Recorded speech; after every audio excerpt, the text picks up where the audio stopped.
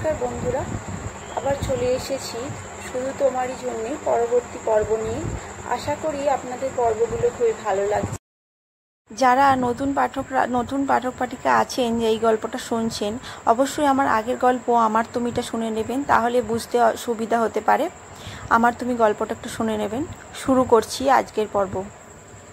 পরদিন সকালে ব্রেকফাস্ট টেবিলে আরও একবার আড্ডার আসর বসে গেল।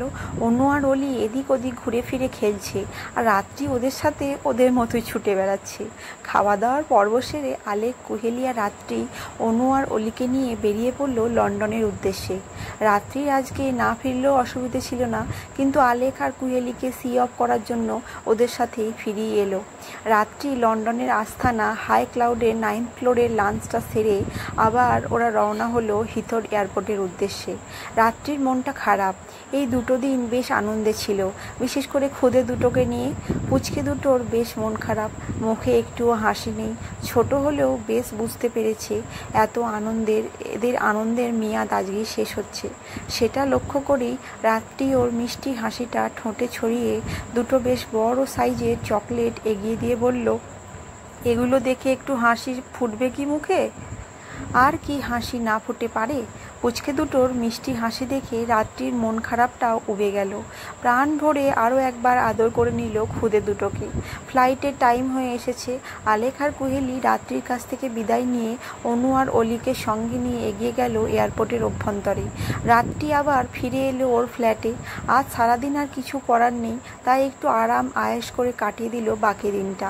আগামীকাল থেকে শুরু হচ্ছে ওর পরবর্তী মুভির শুটিং। সারাদিন এটা সেটা করে রাত্রে ডিনারের পর একটু স্ক্রিপ্ট নিয়ে বসলো। আগে যদিও পড়া হয়ে গেছে স্ক্রিপ্টটা, তাও আরও একবার পড়ে নিল। বেশ ইন্টারেস্টিং লেগেছে গল্পটা। একবার স্ক্রিপ্টটা ভালো করে পড়ে নিয়ে শুয়ে পড়ল। পরের দিন ভোরবেলায় ঠিক নিয়ম মতো উঠে নিজের দৈনন্দিন দিনচর্যা সেরে রেডি হয়ে নিল। ব্রেকফাস্ট শেষ করার কিছু পরই অ্যামিও এসে গেল। দুজনে মিলে রওনা হলো স্টার্লিং স্টুডিওর উদ্দেশ্যে।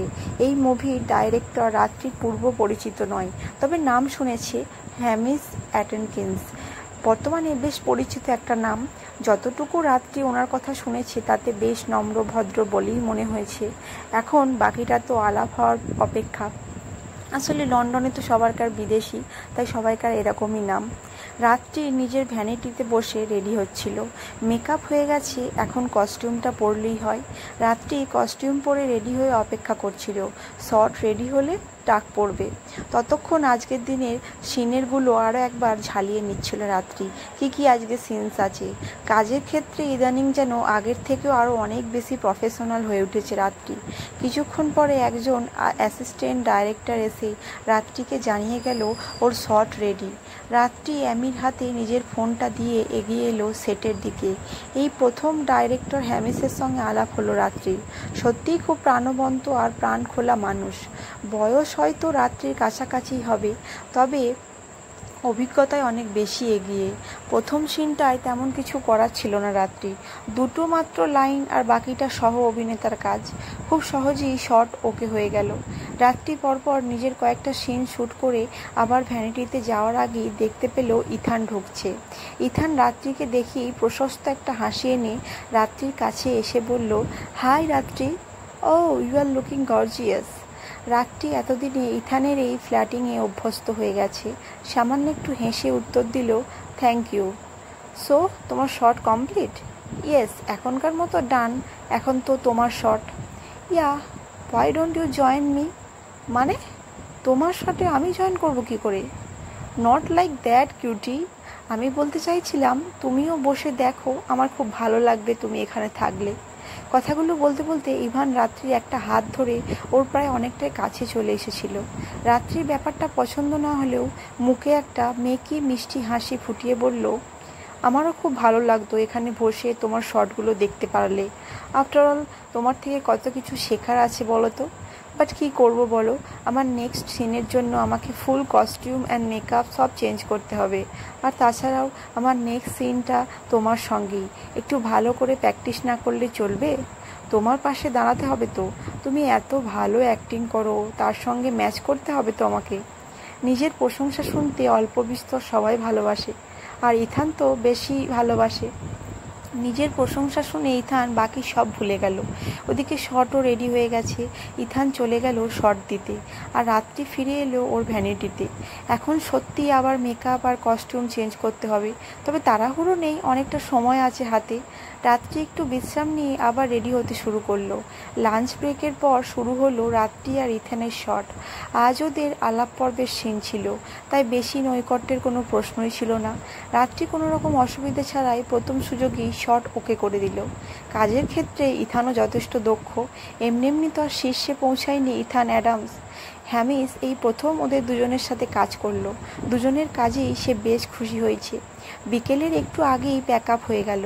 রাত্রে মেকআপ তুলে ফ্রেশ হয়ে বেরোনোর সময় দেখলো ইথান দাঁড়িয়ে আছে। মনে মনে বিরক্ত হলেও সেটা বুঝতে না দিয়ে হাসি মুখে এগিয়ে গিয়ে বলল, তুমি এখনো যাওনি? কি করে যেতাম, তুমিও তো এখনো যাওনি। আমার তো মেকআপ কস্টিউম চেঞ্জ করতে একটু বেশি সময় লাগেই।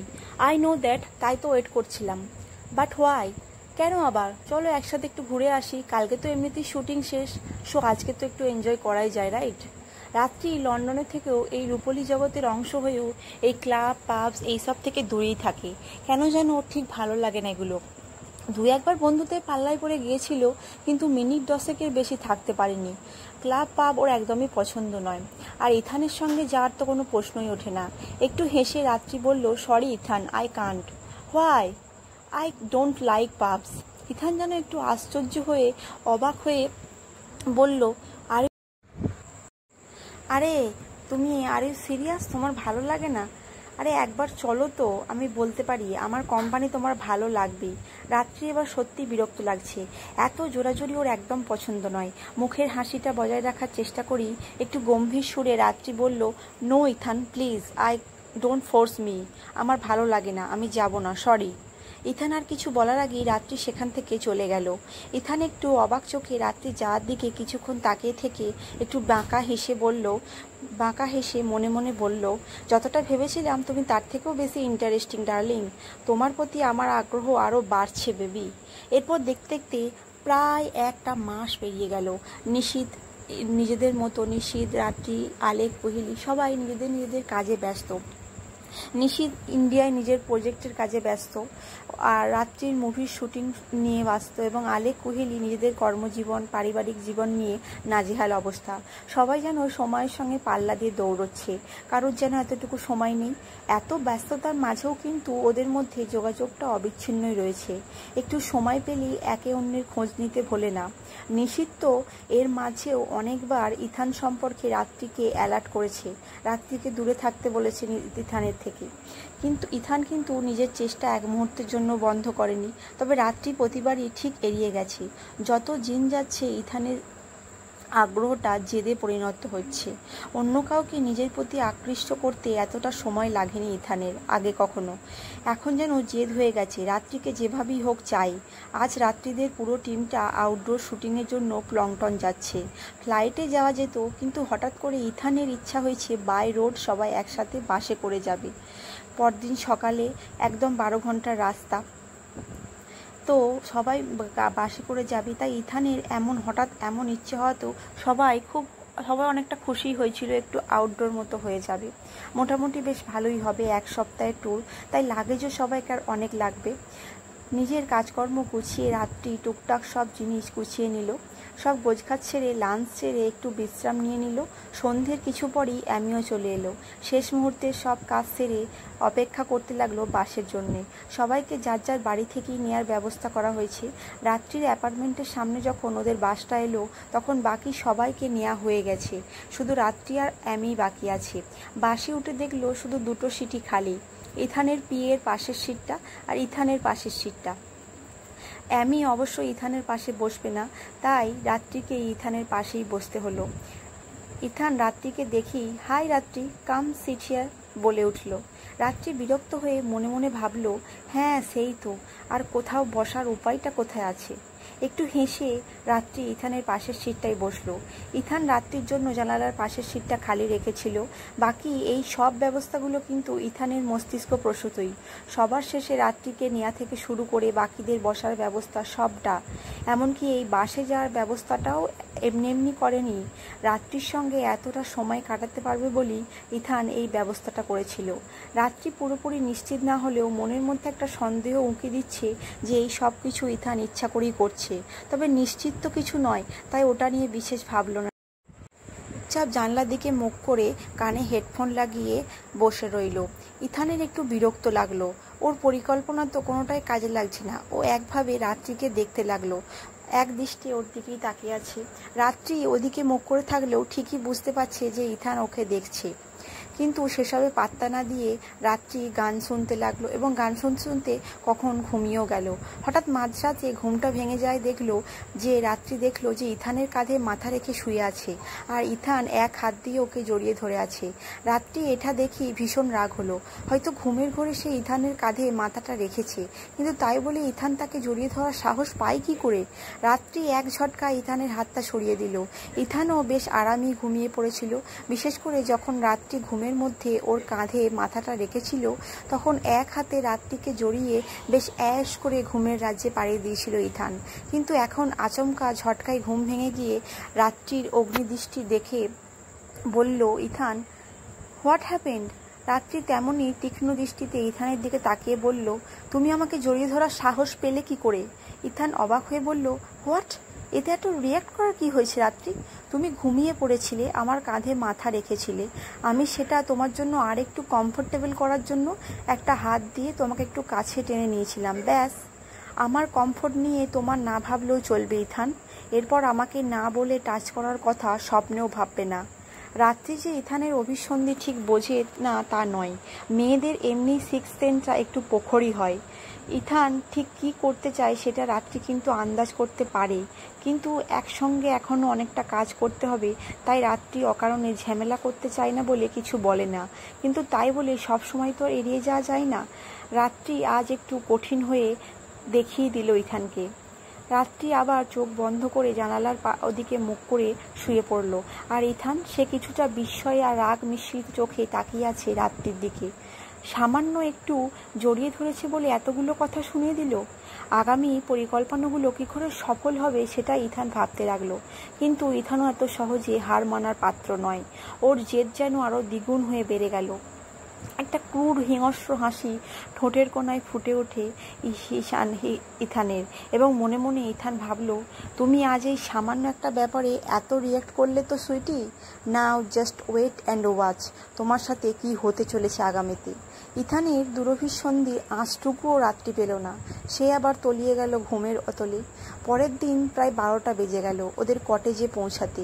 প্লগটন একটা খুব সুন্দর গ্রাম্য জায়গা। ওদের আগামী সিনগুলো ওখানেই শ্যুট করার ইচ্ছে। ছড়িয়ে ছিটিয়ে বেশ কয়েকটা রিসর্ট আর কটেজ আছে। ছুটির মরশুমে বেশ ভালোই ভিড় হয় এখানে। পারিপার্শ্বিক দৃশ্যগুলো বেশ মনোরম। রাত্রিদের গোটা ইউনিটটা উঠেছে নেচার্স লাভ নামে একটা রিসর্টে। গোটা রিসর্টটা শুধুই ওদের জন্য বুক করা হয়েছে, আর হবে নাই বা কেন? সব মিলিয়ে লোকজন তো নেহাত কম নয়। জায়গাটা এতটাই সুন্দর যে সবাই বাস থেকে নেমে তার প্রশংসাতেই পঞ্চমুখ। ওরা যে রিসর্টটায় উঠেছে সেটা এতই সুন্দর, অনেকটাই সুন্দর, নামটাও একদম যথার্থ, সত্যিই নেচার্স লাভ। তবে রাত্রি এসবের দিকে কোনো মন নেই। তার মেজাজটা রাতের ঘটনার পর থেকেই বিগড়ে আছে। রাত্রি অ্যামিকে নিয়ে নিজের ঘরের চাবিটা আনিয়ে রাস্তাটা জেনে নিয়ে সোজা সেই দিকেই এগোতে লাগলো। একটু ঠিকমতো বিশ্রাম না নিলে তার মেজাজটা ঠিক হবে না। রাত্রি করিডরের শেষে বাঁ দিক ঘুরতেই কারো একজনের সঙ্গে জোর ধাক্কা খেয়ে পড়ে গেল। এমনিতেই মেজাজটা যথেষ্ট পরিমাণে বিগড়েছিল, আর তার মধ্যে এই অযাচিত ধাক্কায় সেটা আরও কয়েক ধাপ খারাপ হয়ে গেল। নিজে আগে না উঠে যার সাথে ধাক্কা লেগেছে তাকে বেশ দু চার কথা শোনানোর জন্য মুখটা তুলতেই তার কথাগুলো কণ্ঠনালীর মধ্যেই আবদ্ধ থেকে গেল, বাইরে আর বেরোলো না। শব্দের রূপ আর লাভ করা হলো না তাদের।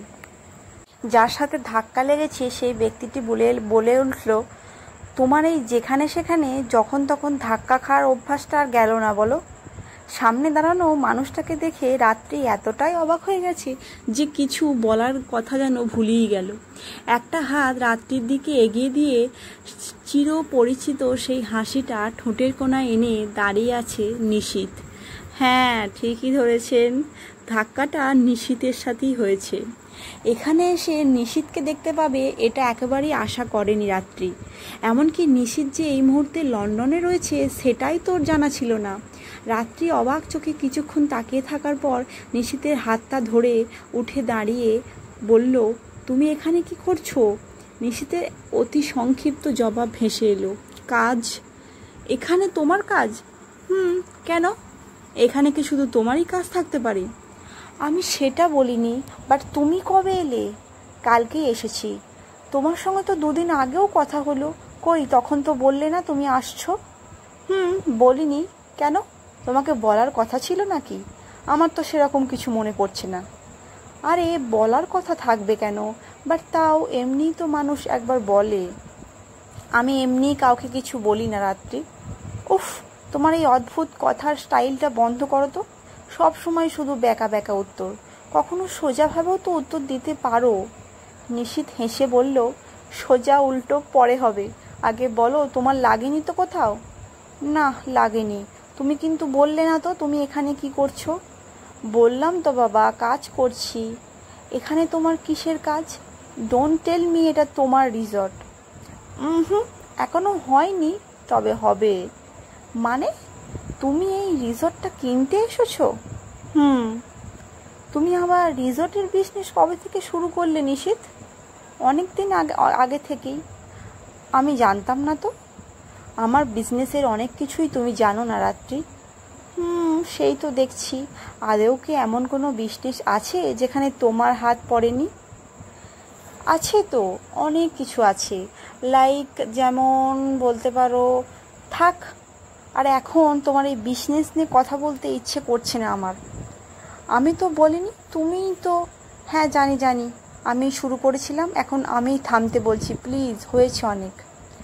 নিশীথের সাথে এই হঠাৎ আলাপ আর তারপর এই কথা বলতে বলতে রাত্রির বিগড়ে যাওয়া মন আর মেজাজটা কখন যেন ওর অজান্তেই আবার ঠিক হয়ে গেছে। রাত্রি বেশ হাসি মুখেই বলল, তোমাকে এখানে দেখতে পাবো সত্যিই ভাবিনি। আমিও। কতদিন আছো এখানে? আরও দিন 5 থাকতে হবে, কিছু কাজ এখনও পেন্ডিং আছে। ও, তুমি কতদিন আছো এখানে? আমাদের তো 1 সপ্তাহ লাগবে কাজ শেষ করতে। আইসি। যাক, ভালোই হলো, এখানে তোমার সাথে দেখা হয়ে গেল। এখন বাকি কটা দিন ভালোই কাটবে। কেউ তো পরিচিত থাকবে, না হলে তো কাজের পরে বসে বোর হওয়া ছাড়া আর কোনো উপায় থাকতো না। কেন? আমি আসেনি? এসেছে, তবে ওর সঙ্গে আর কত কথা বলা যায়। বাকিরাও তো আছে নিশ্চয়ই। এত বড় ইউনিট, তারপরেও বোর হবে বলছো? ওদের কারোর সাথে আমার অতটা গভীর সম্পর্ক নেই যে কাজের পরে বসে আড্ডা দেবো, জানো তো। হ্যাঁ, একমাত্র হ্যামিশের সাথে কথা বলা যায়, বাট সেটাও আর কতক্ষণ। আর এমনিতেও হ্যামিশ প্যাকআপের পরে কাজ নিয়েই থাকে। হ্যামিশকে? আমাদের ডিরেক্টর। ও, আর ইথান, সে আসেনি? ইথানের নাম শুনেই রাত্রির আবার মেজাজটা বিগড়ে গেল। মুখটা একটু বিকৃত করে বলল, আসবে না আবার? হিরো বলে কথা, না আসলে চলবে কেন?